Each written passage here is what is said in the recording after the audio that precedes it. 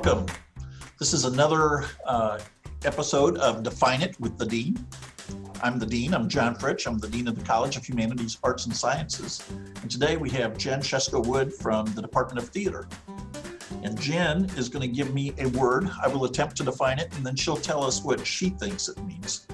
So with that, I'll turn it over to Jenn. Hey, Jenn. Hello. All right, so Dean Fritch, the word for today is buckram. Buckram. Oh, let's see. You're in the costume shop, so I'm going to say a buckram is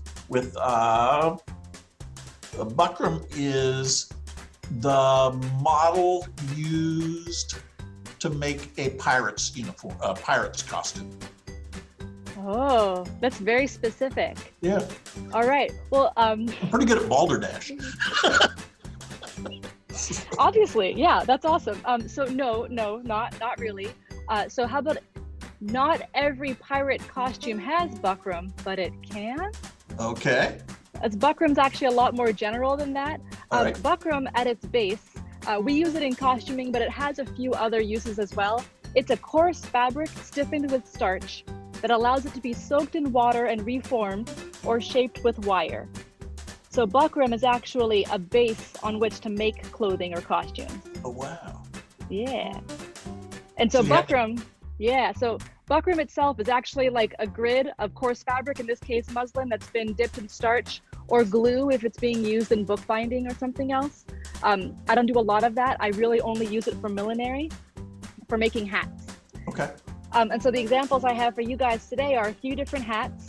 This one is based on a Marie Antoinette masked ball, so it has a boat on it because why not?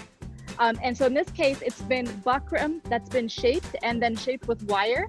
So the whole edge here is shaped with wire to allow it to do that little flip up. And it's just put together by stitching it along the different seams and parts of the hat. So we use it a lot more for millinery than anything else. But there's old usage of it as a different type of cloth that isn't this gluey structure. So it has kind of an older term being used. But in present day, really it's more about putting a bird on it with buckram. So this is actually from Into the Woods, and it was built by a former student, Michaela Savage, for a class. So she built the pattern and then was able to shape it all with wire.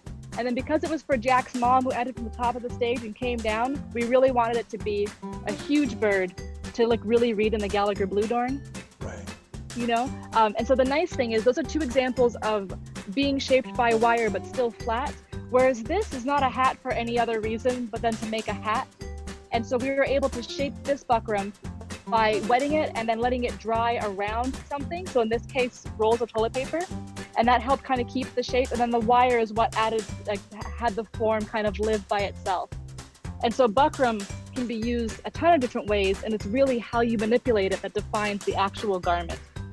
So a few years back, you helped with the puppets in Avenue Q, and that was one of my favorite shows.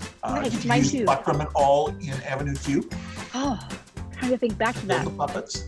We didn't build any little baby puppet hats, and the yarmulkes were all bra padding.